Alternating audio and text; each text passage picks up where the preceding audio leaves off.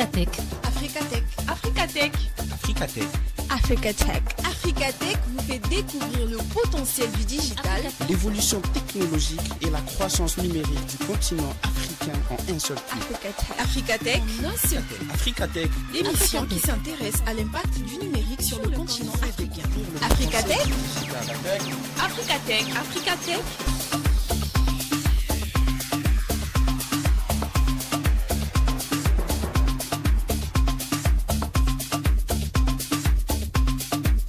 Bien le bonjour à vous, chers auditeurs, et bienvenue sur les ondes de Ifriqiya FM. Alors, c'est Moïsef depuis les studios d'Africatech. Africatech, c'est votre émission de technologie pour l'Afrique. Alors, pour ce numéro, nous commencerons avec la minute décryptage, comme d'habitude, avec Ruth Zonou. Ruth Zonou, aujourd'hui, elle explore le potentiel économique de l'Internet mobile en Afrique, qui pourrait générer jusqu'à plus de 700 milliards de dollars d'ici 2030. Ruth Zonou va mettre en lumière les obstacles à surmonter, tels que les coûts élevés des smartphones, la connexion ainsi que la faible littératie numérique, en particulier dans les zones rurales. Par la suite, nous parlerons du Zimbabwe dans le débat virtuel.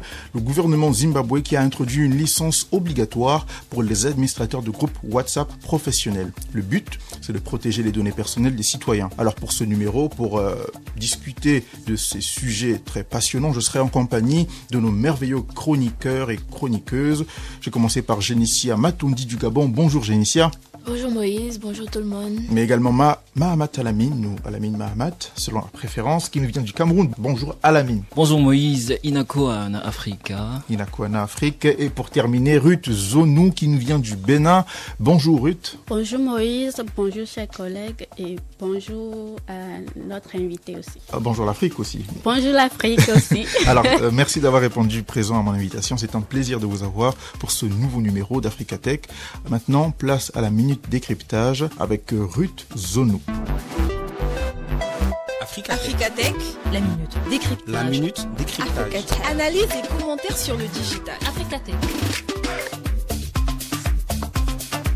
Merci Moïse. Dans ce numéro, nous nous intéresserons à l'impact de l'Internet mobile dans l'économie africaine d'ici 2030. Un sujet d'une importance capitale tant pour les économies que pour les populations. Selon le récent rapport du groupe de la téléphonie mobile GSMA, le potentiel économique colossal que l'Afrique pourrait débloquer grâce à l'Internet mobile peut atteindre 795 milliards de dollars d'ici 2030.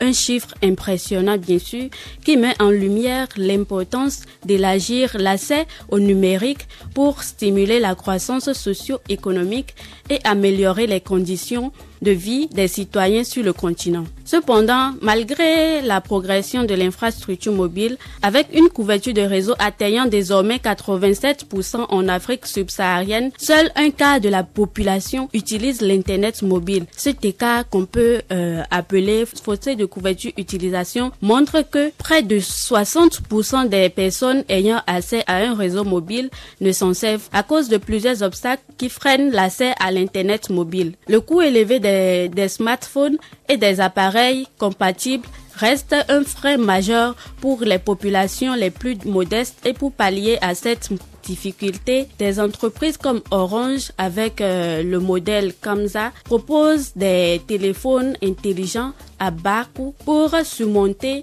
le problème d'accessibilité. Par ailleurs, le prix de la connexion mobile reste inabordable pour beaucoup, limitant ainsi l'accès à des millions de personnes déjà couvertes par les réseaux. La littératie numérique, c'est-à-dire la capacité à utiliser et naviguer sur Internet, est également un défi de taille dans les régions où l'éducation est encore inégalement accessible.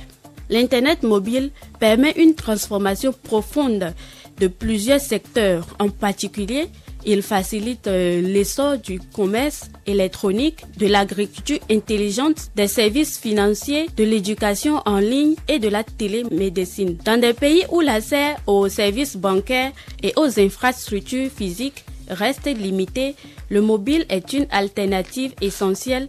Par exemple, le développement des services financiers mobiles comme le célèbre M-Pesa au Kenya, a prouvé que le numérique peut réduire l'exclusion financière et apporter des services de paiement à des millions de personnes non bancarisées. L'Internet mobile est une question d'inclusion, notamment pour les femmes qui sont souvent sous-représentées parmi les utilisateurs en Afrique. Un facteur économique et aussi culturel qui concourt à créer un écart de genre en matière d'accès au numérique.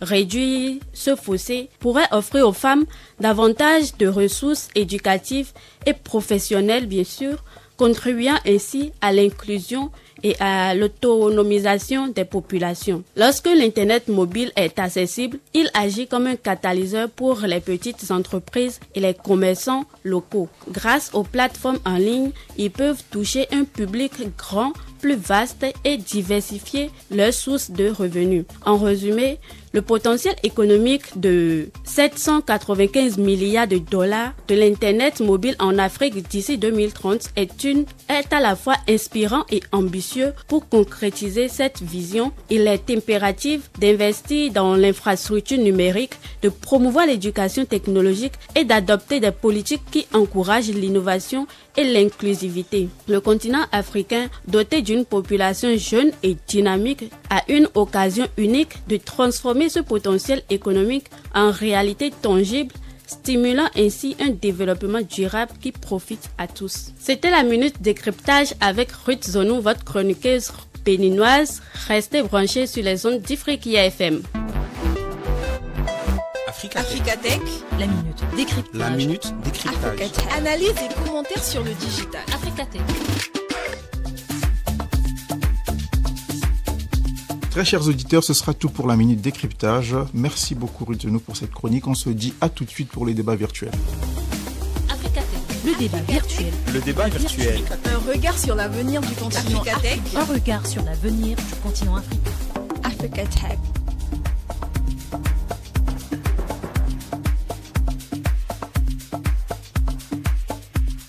Très chers auditeurs, nous sommes de retour pour le débat virtuel aujourd'hui qui porte sur le Zimbabwe. Alors le Zimbabwe aujourd'hui introduit une licence obligatoire pour les administrateurs de groupes WhatsApp professionnels. Alors le but, comme je l'ai mentionné précédemment, le but c'est de protéger les données personnelles des citoyens. C'est une mesure qui a été annoncée le 6 novembre dernier. Elle impose des licences classées en fonction de la taille des groupes avec des frais allant de 50 à $300.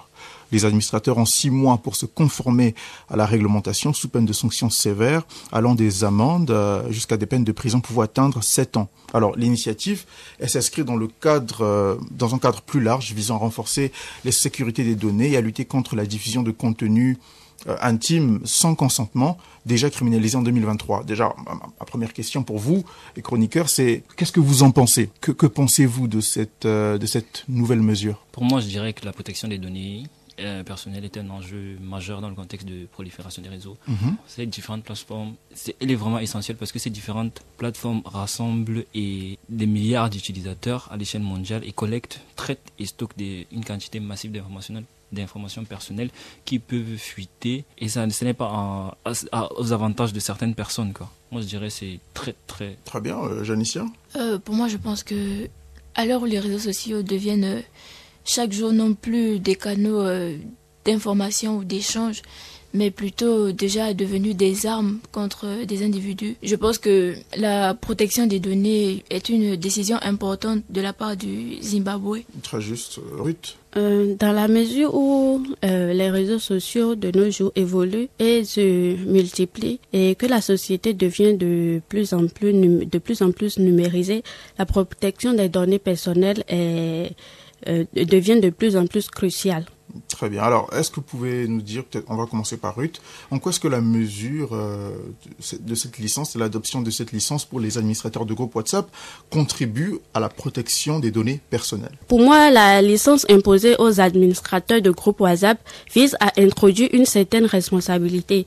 En étant identifiés, ces administrateurs peuvent être tenus de suivre les lois locales sur la confidentialité et la diffusion de l'information. Cela pourrait décourager des pratiques abusives et protéger les données des utilisateurs contre les partages non autorisés, car les administrateurs seraient plus enclins à modérer le contenu pour éviter des sanctions. Janicia? Cette imposition de licence aux administrateurs pourra donner au gouvernement cette facilité d'identifier les groupes qui participent à la publication des contenus nuisibles et de pouvoir facilement y remédier. Et parle aussi de responsabilisation. Ceux qui gèrent ces groupes-là vont être à mesure de sensibiliser les participants, les figurants des groupes sur la qualité des informations qu'ils doivent publier, sur les informations qu'ils doivent communiquer dans ces groupes-là. Donc. Très bien. Alamine? Bon, moi je dirais que cette mesure fait partie d'un effort plus large, déjà pour réguler la communication numérique et répondre à des défis spécifiques liés à la sécurité, à la désinformation et à la protection des données. Bon, si je peux citer, je dirais dans certains cadres, pour le premier, c'est dans la responsabilisation des administrateurs, dans la lutte contre les abus et la désinformation, dans le contrôle de la confidentialité et de la sécurité des informations, dans la surveillance et la traçabilité, et enfin dans le renforcement de la conformité aux lois sur la protection des données. Certains doutent de l'efficacité de cette mesure. Est-ce que vous partagez cet avis? Non, je ne partage pas. D'accord. Parce que, déjà, avec tous les points que je viens de citer, le gouvernement zimbabwéen s'est donné la charge contrôlée, parce que je dirais c'est vraiment un contrôle, et ce contrôle vient dans un contexte où les réseaux sociaux ont fait en sorte que toutes les informations dont nous détenons sont facilement envoyables, facilement, même une fausse information, une fake news, tu la balances et sera partagée directement. Du coup, moi je trouve que c'est une bonne initiative, une très bonne initiative, parce que le gouvernement aura vraiment le contrôle sur ce que les gens s'enverront, ce qu'ils ne doivent pas s'envoyer.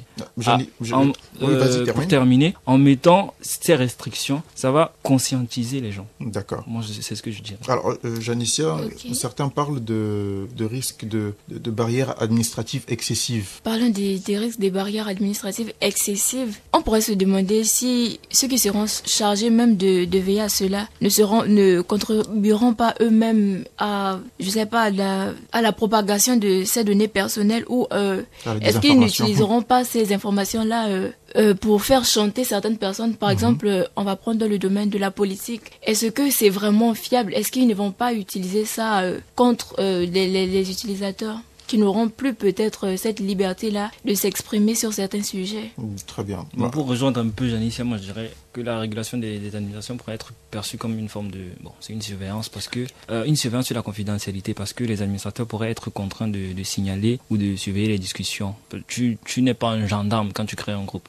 Donc ça va te pousser à être un gendarme. Également dans la charge administrative, car l'imposition d'une licence pourrait constituer une charge supplémentaire pour les administrateurs. Oui, justement, c'est justement le second point de notre débat, le second axe, de notre débat. Est-ce qu'il y a des avantages ou peut-être des inconvénients économiques pour un administrateur WhatsApp professionnel de payer une licence annuelle? Bon, déjà, moi je trouve que c'est un abus de pouvoir, parce que une régulation trop stricte pourrait être utilisée de manière abusive. Et déjà, tu peux mettre des frais d'adhésion à ton groupe. Donc ça peut être rentable pour toi, comme ça peut être des avantages. Oui, parce que nous on a été habitués à ce que ces réseaux sociaux soient gratuits. Déjà, de payer quoi que ce soit. Oui, le fondateur lui-même du réseau social n'impose pas de frais d'adhésion. Alors. Ouais. Combien de fois implémenter ce genre de système dans un pays où tu vas forcer les administrateurs à payer, non seulement eux à payer, et le fait que eux ils soient obligés de payer, ça va mettre une sorte de coût à l'adhésion du groupe. Et surtout, on pense aux petites entreprises et aux entrepreneurs également, qui pourront percevoir cela comme une tâche très lourde, non seulement au niveau financier, mais également au niveau de gérer tout ce qui se fera sur ces plateformes-là. Alors, Alamine, cette réglementation, est-ce qu'elle pourrait dissuader les entrepreneurs de lancer les groupes WhatsApp à des fins professionnelles, d'après toi? Bon, déjà, oui, parce que ce genre de système va un peu rendre complexe la gestion des groupes, parce que l'introduction d'une licence pour les administrateurs peut entraîner une bureaucratie supplémentaire et une complexité administrative. Bon, obtenir déjà la licence sera un long processus et coûteux. Donc, ça va décourager certaines personnes et de créer ou de gérer des groupes. Bon, ça va aussi limiter la liberté de communication d'information et d'expression, surtout dans un contexte où les groupes peuvent être créés rapidement pour organiser des discussions sur des sujets variés, y compris les sujets politiques, sociaux ou économiques. Donc si l'accès à la gestion de ces groupes devient trop contraignante, ça va restreindre la capacité des citoyens à s'organiser librement. Déjà, également aussi dans la disproportion entre la régulation et les infractions. L'imposition d'une licence va être perçue comme une mesure disproportionnée parce que elle s'applique à des groupes relativement petits et informels. Et bon, pour prendre un exemple, un administrateur de groupe WhatsApp qui ne gère qu'un petit cercle d'amis ou une discussion de famille pourrait être soumis aux mêmes exigences légales qu'un administrateur d'un groupe administratif injustifié. Par exemple, tu peux créer ton groupe par exemple de la radio et ça n'a rien à voir avec moi qui ai créé mon groupe de ma famille ou bien de mes amis. Donc ça reste un peu disproportionné par rapport à la régulation et les infractions qu'on peut se permettre. Il y a également les risques de censure et un contrôle trop excessif sur nos données parce que dans un contexte politique où les libertés individuelles et la liberté d'expression peuvent déjà être sensibles parce que... Enfin, tu t'y attends, je veux dire. Non, ça... Tu portes atteinte. Tu portes atteinte. Ah, Quand tu portes atteinte à la liberté d'expression de certaines personnes, ça devient un grand problème. Oui, mais avant d'aborder ce point, moi je me demande, est-ce que ça crée pas de l'emploi aussi? Créer de l'emploi après... métier administrateur de groupe WhatsApp. Imagine dans ton CV. Moi je me dis non. Bien au contraire, ça peut être décourageant parce que la nécessité d'obtenir une licence coûteuse pourrait être vue comme une procédure lourde, ce qui va freiner la création et la gestion des groupes sociaux ou professionnels. Et encore, c'est dire qu'il y aura une surveillance sur l'activité qu'ils mèneront à travers ce réseau social sera démotivant, surtout pour les petites entreprises. Donc. Très bien. Alors maintenant, pour revenir sur le sujet que Lamine avait abordé, concernant les implications pour la liberté d'expression. La licence pour les administrateurs de groupe WhatsApp, est-ce qu'elle représente une forme de contrôle de la liberté d'expression ou vous partagez pas cet avis? Pour moi, c'est un oui, car cette licence pourrait limiter la liberté d'expression en introduisant un contrôle sur qui peut créer ou gérer un groupe. Ça peut aussi affecter la possibilité d'échange librement en ligne. Et aussi, cela pourrait aussi restreindre l'accès aux communautés numériques pour les personnes sans ressources pour payer la licence, notamment les associations et groupes de citoyens engagés. Très bien, Lamine. Moi, je dis que si les autorités imposent des licences et un suivi administratif et un suivi strict, ça aura un effet dissuasif parce que les administrateurs du groupe, eux, quand ils créent leur groupe, ils souhaitent discuter librement de certains sujets. Bon, certains vont créer des groupes pour parler de politique ou de questions sociales, mais ça n'engage que eux. Bon, après, on parle ici de groupe professionnel, c'est-à-dire un groupe professionnel, c'est un groupe qui est composé par exemple des employés de la radio ici. Quelle autre plateforme vont-ils créer pour essayer d'échanger sur le développement de leur cercle?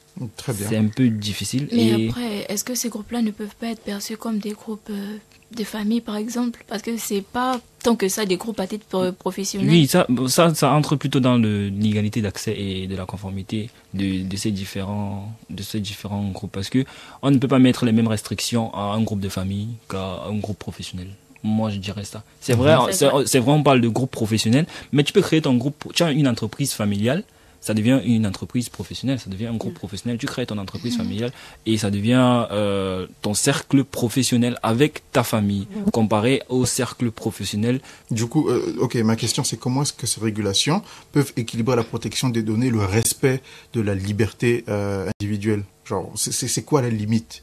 Quelle est la juste jonction entre les deux? Pour trouver la juste jonction entre les deux, c'est quand même un peu compliqué parce que pour moi ça reste quand même un système qui pourrait vraiment limiter beaucoup les utilisateurs. Mais après, si les individus doivent avoir le contrôle sur leurs données, c'est-à-dire être informés de la qualité des données collectées et la cause de cette collecte, par exemple, moi je pense que ça pourra équilibrer. Très bien. Ruth? Pardon Ruth, pour juste continuer, je pense que ces mesures doivent être également claires et transparentes pour que les utilisateurs comprennent aussi leurs droits.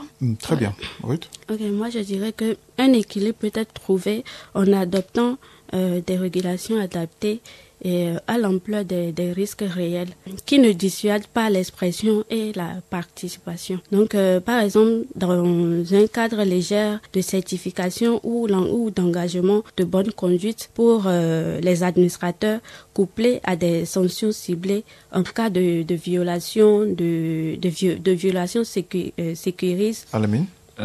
Pour moi, je dirais l'équilibre entre la protection des données personnelles et le respect des libertés individuelles. Dans cet espace numérique en pleine expansion est déjà très complexe, et particulièrement dans un monde où les technologies évoluent rapidement. Déjà, on a un risque de violation des données qui est omniprésent, et les attentes des utilisateurs en matière de liberté d'expression et de vie privée sont élevées. Je vais prendre quelques aspects, par exemple la transparence et le consentement, par exemple dans la transparence des pratiques de collecte des données. L'un des aspects essentiels pour équilibrer la protection des données avec les libertés individuelles est la transparence des pratiques des entreprises et des autorités numériques en matière de collecte et d'utilisation de ces données. On doit mettre des lois sur la protection des données personnelles. On doit mettre des lois sur la protection de ces données, sur le consentement éclairé sur le consentement éclairé, les régulations numériques doivent également permettre aux utilisateurs de donner leur consentement. Genre, tu dis d'accord, quand tu crées ton groupe check consentant que on peut utiliser tes données, on peut collecter tes données, et le gouvernement doit être souple pour laisser aussi ceux qui ne veulent pas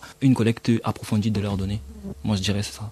Très bien. Alors, on va terminer. Un dernier mot pour la fin. Alamine, tu veux commencer? Moi, je dirais très rapidement. Très rapidement. La régulation de ces différents groupes ou la mise en place de cette licence pour les administrateurs des groupes professionnels est une très bonne initiative dans la mesure où elle entre dans un contexte où les réseaux sociaux les réseaux se permettent un peu tout, un peu de tout. Donc avec cette régulation, avec cette restriction, qu'elle soit souple ou stricte, ça va permettre vraiment à la population de se dire que vraiment on ne doit pas faire ce qu'on veut. On n'est pas là pour faire, c'est pas la cour du roi Péto en fait. Très bien.